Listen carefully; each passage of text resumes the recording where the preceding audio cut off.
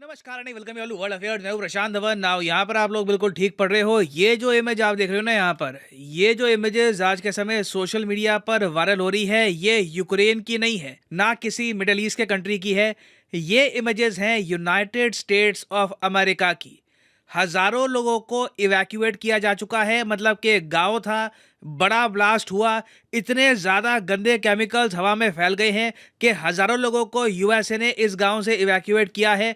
और स्थिति इतनी ख़राब है कि ऑनलाइन कई लोग कह रहे हैं कि देखिए ये तो ओहायो का चेरनोबिल हो गया है। जिस तरीके से यूएसएसआर में हुआ था एक टाइम पर चेरनोबिल हादसा, हालांकि वो अलग टाइप का हादसा था, मगर लोग कह रहे हैं कि ये कैटास्ट्रॉफी इतनी बड़ी है, इतने सारे लोग इससे इम्पैक्ट होंगे कि इसको उसी के हिसाब से देखना चाहिए ना। ऑब्वियसली यूएसए में कुछ बहुत ज़रा खराब हो जाए तो चाइना का मीडिया यहाँ पर पीछे नहीं रहेगा।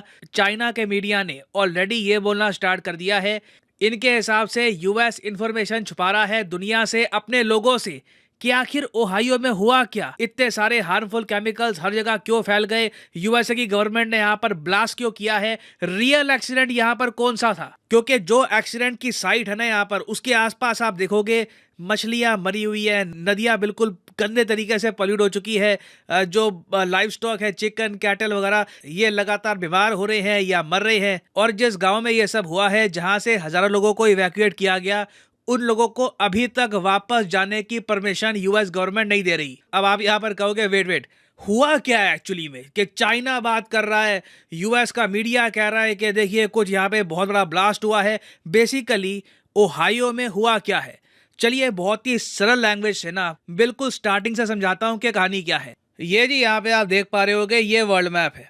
अब वर्ल्ड मैप पे यहाँ पे फोकस करो, ये है United states of America.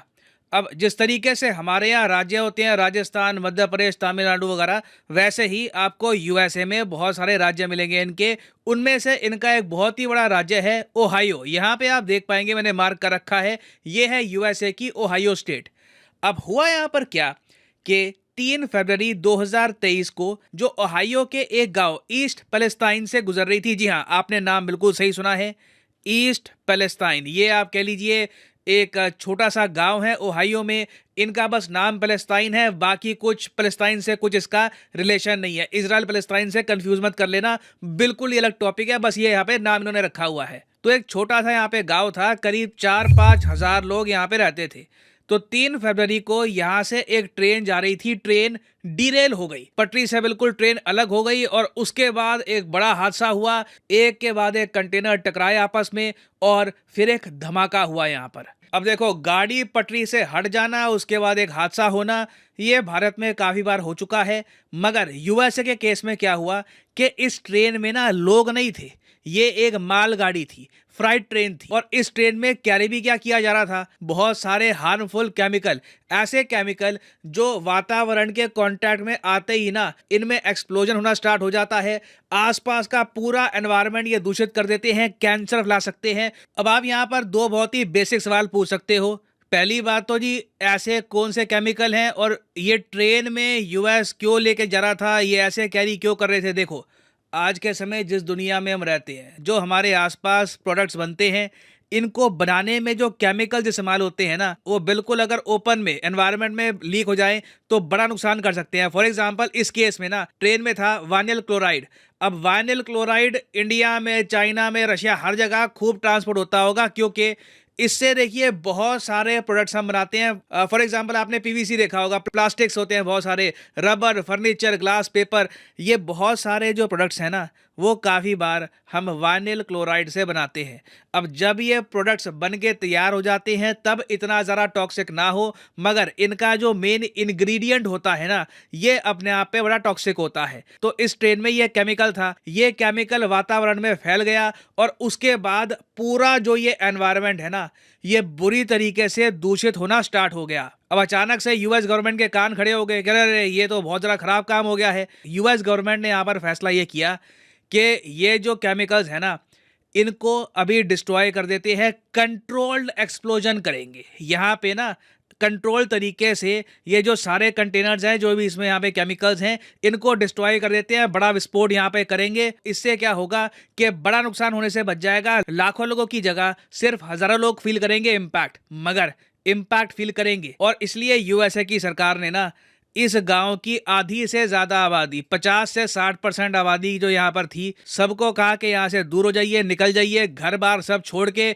Get out of hair, क्योंकि जो जरा समय यहाँ पर रहता बुरी तरीके से बीमार हो सकता था। और अभी भी यूएस की सरकार कह रही है कि कोई वापस अपने घर में नहीं जाएगा, केमिकल बहुत ज्यादा गंदे फैल चुके हैं आसपास वातावरण में। अब ये तो है जी यूएसए की कहानी, ठीक है। ये यूएसए के जो मीडिया ने अभी तक दुनिया को बताया है, ये मैंने आपको बता दिया। अजीब बात देखिए, यूएसए की गवर्नमेंट इस सब को लेकर बिल्कुल चुप है। एक आप कह लीजिए प्रॉपर उन्होंने कुछ एक्सप्लेनेशन प्रोवाइड करी नहीं है, जबकि उनका मीडिया इसको काफ़ी बार रिपोर्ट कर रहा है। अब चाइना यहीं पर कूद गया। चाइना के सरकारी मीडिया ने कहा पहली बात तो ना यूएस रियलिटी छुपा रहा है, जो असल हादसा यहाँ पर हुआ है, जो एक्चुअल यहाँ पर केमिकल थे, ये कई गुना ज़्यादा खतरनाक थे। यूएस उन केमिकल्स के बारे में दुनिया को बता नहीं रहा, और रियलिटी में ये एक चेरनोबिल लेवल का कैटास्ट्रॉफी यहाँ पर हुई है यूएसए की। अब आप यहाँ पर कह सकते हो जी चेरनोबिल में तो रेडिएशन लीक हो गई थी और कई लोग भी मारे गए थे, यहाँ पर कोई मारा गया अभी तक कोई डेथ रिपोर्ट नहीं करी गई। मगर चाइना का यही तर्क है कि यूएस एक्चुअली में छुपा रहा है, बड़ा डिजास्टर यहाँ पे हो चुका है। और चाइना के हिसाब से ओहायो का बहुत ही बड़ा हिस्सा ना अब बिल्कुल बंजर हो चुका है, यहाँ पर ह्यूमन बीइंग नहीं रह पाएंगे। चाइना ये कह रहा है कि पहली बात तो यूएस जो रेडियस है ना, कि इस रेडियस में अब कोई यहाँ पे नागरिक नहीं रहेगा, सबको पीछे धकेल दो। यूएसए ये रेडियस लगातार बढ़ाई जा रहा है। पहले 2 मील का रेडियस था, अब और ज़रा बढ़ाते जा रहे हैं। कह रहे हैं कि बड़ा एरिया है, यहाँ पर कोई भी दिखना नहीं चाहिए, जो भी यहाँ पर आएगा बीमार हो सकता है। फिर आगे देखो, ये लोग ये भी कहते हैं कि जिस गैस की बात की भी जा रही है यहाँ पर कि वाइनिल क्लोराइड बिल्कुल लीक हो गया था एक बार को, ये एक ऐसा केमिकल है जो अगर जलता रहे ना, जो इस केस में जल भी रहा था, जो लगातार अगर जलता रहे तो इतनी ज़्यादा टॉक्सिसिटी क्रिएट कर देता है कि एसिड रेन हो सकती है। जी हाँ, लिटरली एसिड रेन हो सकती है।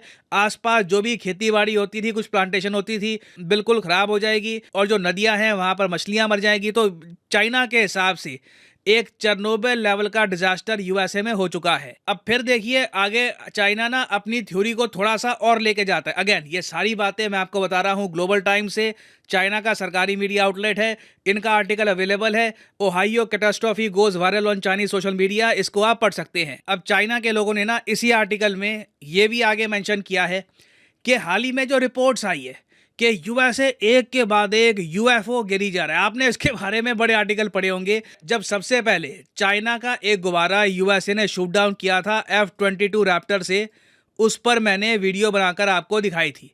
अब यूएस वहां पे नहीं रुका, उसके बाद अब यूएस रिपोर्ट कर रहा है कि हमने कनाडा के साथ मिलकर और भी वेरियस इलाकों में बहुत सारे यूएफओ शूट डाउन किए हैं। अब पता क्या है, यूएस ये नहीं बता रहा कि बाकी जो यूएफओ इन्होंने शूट डाउन किए हैं ये एलियन थे, रशियन थे, चाइनीज थे, या किसके यूएफओ थे। बेसिकली यूएसए ने शूट डाउन क्या किया है, यहाँ पे ना यूएस बिल्कुल चुप हो रहा है। तो अब चाइना का तर्क ये है कि यूएफओ के बारे में जो भी यूएसए आज के समय कर रहा है ना, ये इनका एक ध्यान भटकाने का तरीका है। यूएस चाइना के अगेंस्ट अग्रेशन इसलिए कर रहा है ताकि इनका जो ये ओहायो में डिजास्टर हुआ है ये छिप सके ना। आप अगर मुझसे पूछे यहाँ पर कि मेरा क्या मानना है, मैं सिंपली यहाँ पर ये कहूँगा, एक साइड चाइना की है, एक साइड यूएस की है। ज़्यादातर सच्चाई ना आपको बीच में कहीं मिलती है। पहली बात तो मुझे लगता नहीं है कि यूएसए में जो डिजास्टर जितना बड़ा चाइना कह रहा है कि एसिड रेन, कई किलोमीटर बर्बाद, इतना ज़रा बुरा ये नहीं हुआ होगा। बट डेफिनेटली ये इलाका दूषित हो चुका है और हो सकता है कि कई लोग यहाँ पर बीमार हो जाएं। It is very much possible. फिर दूसरी तरफ देखिए गुब्बारे वाली जो बात है, वहाँ पे यूएस ध्यान भटकाने की कोशिश कर रहा है, मे बी नॉट। मगर हमको ये भी समझना होगा कि अगर यूएस कह रहा है कि जी चाइना के गुब्बारे हमारे देश के आसपास मंडरा रहे हैं, हमने उनको शूट डाउन किया है, तो चाइना ने भी हाल ही में ये कह दिया कि 10 यूएसए के गुब्बारे देखे गए हैं चाइना के आसपास, और कई बार तो ये चाइना के ऊपर से भी उड़े हैं। और चाइना ने ये भी कह दिया कि शायद हम भी इनको शूट डाउन कर दें क्योंकि यूएसए ने हमारा गुब्बारा गिराया था। और मैं आपको बता दूं, it can very much happen. China बिल्कुल ऐसा करने की तैयारी में है। इनका सोशल मीडिया प्रेशर डाल रहा है अपनी सरकार पे कि कुछ करो, जवाब दो यूएसए को। कोई बड़ी बात नहीं है कि चाइना भी एक गुब्बारा डुबा दे। तो जो ये गुब्बारे वाली हाइप है, ये सिर्फ यूएसए नहीं बना रहा, चाइना भी इसमें ठीक ठाक कूद चुका है। मगर इस डिजास्टर से ना एक लेसन भारत समेत दुनिया भर के सारे देशों को ये मिलता है कि आज के समय जो केमिकल्स हम लोग ट्रांसपोर्ट करते हैं, चाहे ट्रक से हो चाहे ट्रेन से हो, हमें इंश्योर करना होगा कि जब ये मालगाड़ी कहीं पर जाए एक्स्ट्रा सेफ्टी हो। हमें बहुत ज़्यादा इस पर इम्पोर्टेंस देनी होगी, क्योंकि देखिए यूएसए एक बड़ा देश है, इंडिया से साइज में बड़ा है यूएसए, और यहाँ पे आबादी भी हमारे से कंपैरिजन में आप अगर देखोगे तो एक चौथाई के आसपास आपको मिलेगी। मगर आप इमेजिन कर सकते हैं, भगवान ना करे ऐसा हो कभी, मगर एक हाइपोथेटिकल सिनेरियो में कभी इंडिया में ऐसा हो जाए, हमारे यहाँ तो देखिए इमिडिएटली 20-30 हज़ार लोग बुरी तरीके से इम्पैक्ट होंगे।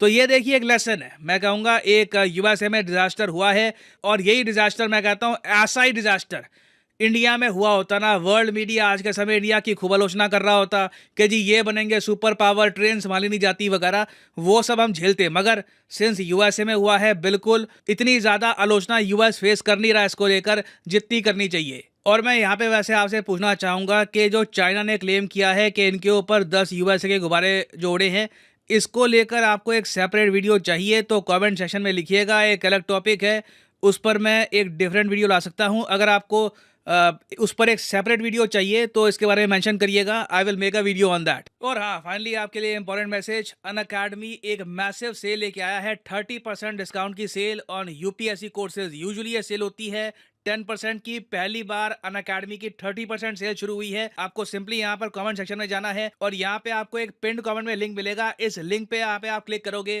तो आप परचेज कर पाओगे अनअकैडमी का कॉम्बो पैकेज, जिसके अंदर यूपीएससी प्रीलिम्स, मेंस, ऑप्शनल तीनों की ही तैयारी आपकी इकट्ठी हो जाती है। और याद रखिएगा, ये एक आइकॉनिक कोर्स है, तो मतलब कि आपको लाइव क्लास मिलेगी, आपको पर्सनल कोच भी मिलेगा जो आपको मोटिवेट करेगा कि प्रॉपरली ये कोर्स आपको फॉलो करना है। तो सिंपली यहाँ पर क्लिक करिए पिक ए प्लान पर, और यहाँ पे आप परचेज कर सकते हैं अनअकैडमी के कोर्सेज। फॉर एग्जांपल मान लीजिए अभी आप एक कॉलेज स्टूडेंट हैं, अभी आपके पास 2-3 साल का टाइम है, 2024-25 में आपको एक प्रॉपर अटेम्प्ट देना है यूपीएससी का, तो जो 24 महीने का कोर्स है ये आप कर सकते हैं परचेज। मगर जो प्राइसेस यहाँ पर लिखे हैं ये पे करने की जरूरत नहीं है, सिंपली यहाँ पर कोड यूज करिए PD10 और प्राइसेस अपने आप गिरना स्टार्ट हो जाएंगे। You will be able to save a lot of money, so use the code PD10 and save money. So इसी नोट के साथ ये है वीडियो का अंत। Thank you for listening and as always God bless you all.